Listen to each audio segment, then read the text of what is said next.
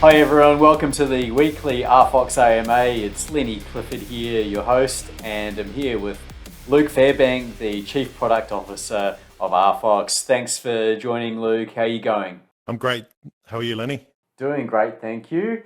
And there's a lot happening. I saw you in the Friday Fireside last week, and I saw that you mentioned the Android version's been released. So that's really great to see, and well done with all the sign-ups that you've been getting. It's going to be a great addition to the product for customers and to get them get their larger audiences in front of their product. And iOS is nearly here, right? And what about the PC version? Okay, yeah, there's a lot in that. So the Android version, as I said on Friday, had the signups have started on that already. So we've got quite an overwhelming response. A much bigger response than we expected, to be honest. So we're sort of just sifting through that at the moment. The app itself is ready to go, and we're using it quite extensively internally, which is great. So really, for the Android side of things now, it's just a matter of going through the signups and picking some names and letting some people in. As I said last time, we're going to take it fairly slowly. So we want to do some testing, obviously, initially, and make sure that we've covered off on all the device types and everything's working the way we expect it to. So we'll let a small group in this week, and then there'll be another small group next week, and then we'll follow on from there and just keep building up. As far as iOS and the PC versions go, so iOS, as I said, is done. We were still working on the deployment pipeline. We've been doing some testing internally sort of simultaneously, but we've been really focused on getting that Android version out and making sure that that is ready to go. So iOS will come very shortly. We'll finish off that pipeline. As soon as we've got the first couple of batches in, we'll start signups for iOS. And PC, I was going to mention this on Friday in the Fireside this week, but now that you brought it up, we have a really early alpha version already internally. We got that yesterday. And the first impressions are that it's actually really good. We're getting a much higher frame rate than the other platforms, as you'd expect. But not only that, it's really, the controls are really good. It's intuitive. It's better than we expected for a really, for our first attempt. So I don't think that's going to be too far away. There's obviously some security things we need to cover off on the PC version. And the other thing is we're going to have a really overwhelming response for that because it's platform agnostic and you can run on a much bigger screen. So I think people are going to be really interested in that version. So I just think we need to be a little bit careful about rolling that out. So what we'll probably do is once we're comfortable with the Android version and iOS has been released, by then we should have had enough time to really test that properly and bed that in, and then we can start getting people signing up for the PC version. But we'll do some spoilers, and I might even do a couple of firesides or some updates from the PC version just so people can have a look. All right, so really great work there with those updates. And in the Friday Fireside, again, you did mention the Vault teams are expanding and they'll be working on creator tools. What are those tools that they're actually building? So the first thing is obviously the obvious one is an SDK. So to be able to use these shops for other purposes and to be able to really expand out and have templates added into the ecosystem that don't currently exist, obviously the SDK is the fastest path to doing that. And we don't really want to be modifying the templates on the fly. We don't really want to embed everything. We want to make this as open and as easy for partners to come in and develop as possible. So the SDK will give them that opportunity to be able to plug in, and it gives us also the opportunity to be able to lease these shops out and use them for shorter periods of time. Someone could come in and lease someone else's shop, or we could lease our marquee stores, and it just gives us a lot of different options. The other one is obviously the glaring obvious use case is that huge dome over there. If we can get a really big scene, an arena type scene happening in there with an SDK for that, then obviously we could just rent that out for one-off events, and that prospect is very exciting, obviously. So SDKs first, and then obviously we need to expand our API out to support that. And then I think the thing that will make this really easy for the average person to be able to plug into is templates for the stores, for the shops. So layouts, dimensions, some guidance around what can and can't be built, how big it can be, polygon count, all those things that are really important. So it gives people like a really easy foundation to build on, rather than just trying to build something from scratch, which could potentially take forever and may not actually plug in properly. So we need to put a lot of thought into that, but it's already begun. And as I said last time, the SDK is already in planning and development stage. So we're very excited about that. Okay. Now, that'll enable shop owners and occupants to easily build out their shops, as you say. And how far away are those tools for being completed? So I think we'll have an SDK in the next couple of months, probably 2 to 3 months.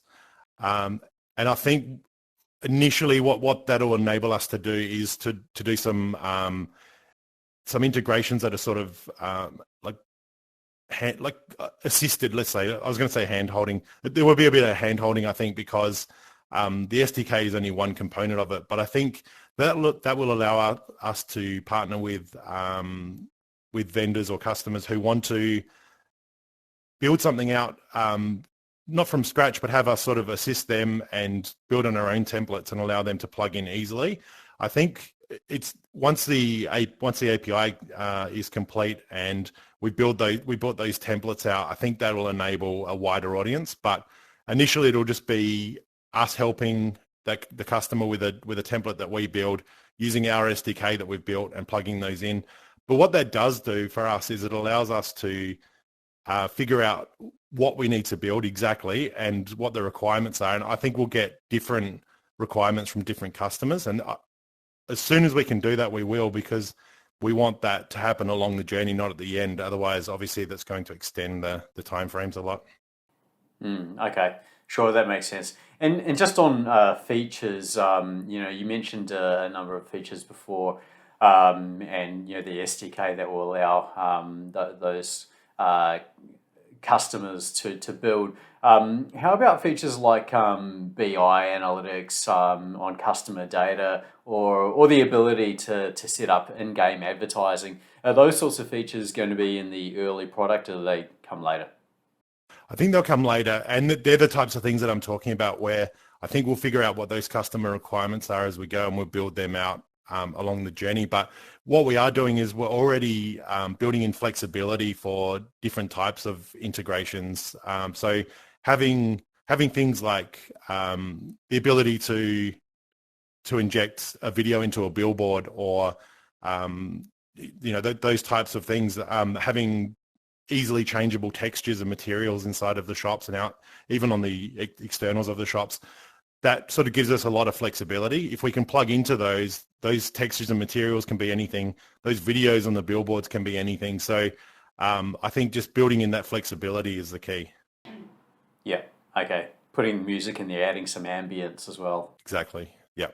All those types of things. If we leave that open, it makes it a lot easier when we do go to plug in the requirements of the customers. Yeah, sure. And now on the roadmap, we also have the Arkamoto quarter on there that's up for being released this quarter, and that'll be really exciting for the gaming fans of RFOX, and it's geared towards serving customers in that gaming niche. How's it all looking now?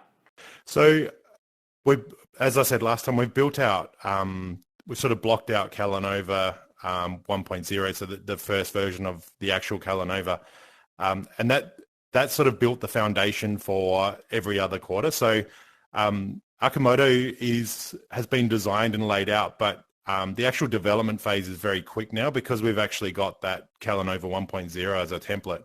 So building as such hasn't begun, but the actual everything's in place. We've done all the designing. We've started moving from the actual the artwork we've been given from the designers, and we're sort of turning that into actual assets and designing out the assets and everything. So we're well on the journey. And I think once we've got Calanova 1.0 finished, we'll accelerate on that. But we are, as I said last time, doing everything in parallel at the moment. So the speed at which we can produce in the Vault has been increased, and the velocity will just keep improving and increasing as we move along, because we can reuse techniques and templates and things that we've built in Calanova.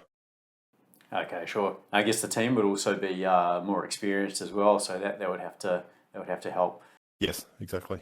And so we have the new KOGs game coming soon. What details can you share about that? Yeah, so as I said last week, we've got it internally, and we've been using it and testing it internally. We are really close now. We're just figuring out the deployment pipeline again, as we were with the Vault apps. So we're putting that in place. We'll finish that off this week. So we're very, very close. In the next couple of weeks, we'll start sign-ups for early access, and we'll do an MVP launch as we've done with the Vault. Okay, great. And would we be able to use it in the Vault? What's the plan for it in the Vault? Yeah, so there are definitely plans to incorporate all of our games going forward, and basically all of our tools and products. As you know, there's a plan to plug everything into the Vault. I think with the games, what you'll find is there'll be aspects of the game, things like wearables and things we can turn into NFTs that'll be transferable from one to the other. That would be the first use case. But as we've sort of alluded to already, we are planning on having games in here, and that's something we're well on our way to doing. Okay, good. And what about the existing COG Slam game? What's happening with the burn and redemption? So the COGs burn is coming up. We announced that last Friday. We'll give you some more updates this week, but I don't want to give the dates away. I'll let the games team do that. But it'll happen this week. So the burn will happen this week, and then we'll have a period of time for redemption, which we'll put that up as well. I don't want to spoil anything yet, but the exciting news is it is happening this week and it's on track. So look out for updates on that. It's going to be really cool. All right. There's a lot happening on the NFT platform. The tech team, the engineers are working really hard and doing a lot there. There's a number of projects that are going to be launching soon on the platform, and one of them's RFOX's very own NFT project with the citizens. So that will be great to see. That's going to be happening later in the quarter. But what can you share about the external projects that are going to be launching on the platform? Yeah, so we'll have 2 external projects in July. They're both going to land around the middle of the month. And I think having these external projects come on board, although this is quite early and we've only used this tool for our own projects before, I think what it's done is it's enabled us to, again, learn from the customer's requirements, and every project's different. So it's kind of forced us to look at the nuances of these different projects and what they might require. And we've kind of built that tool out even more along the journey. So we've got a much more robust tool now to go to market with, and we're really confident about these 2 launches in July, and we think we're really ready. And this will enable us then to push it out and go out to the mass market and get a lot more partners on board. Yeah, absolutely. That's great. Okay, well, I think we better wrap it up there, Luke. Or did you have any further updates for this week? No, really. The only other thing I wanted to mention was just the fact that our roadmap generally, you might see some changes on it. We're not really delaying anything, but you may see us moving things around a little bit, just to make a bit more sense out of what's going on in the market, and trying to really work on products and features that bring in revenue. Obviously, that's very important at the moment. So if there are any little changes, we'll be really open and transparent about that. But I think the main point I'm trying to make is we're not delaying. You can see we're pushing things out. We're really intent on getting everything out and fulfilling our promises and being in a really great position when the market picks up again. Yep. Okay, understandable. Okay, well, let's leave it at that then. Luke, great to catch up with you as always. Thanks so much for all of the updates. Have a great week. You too. Thanks, everyone.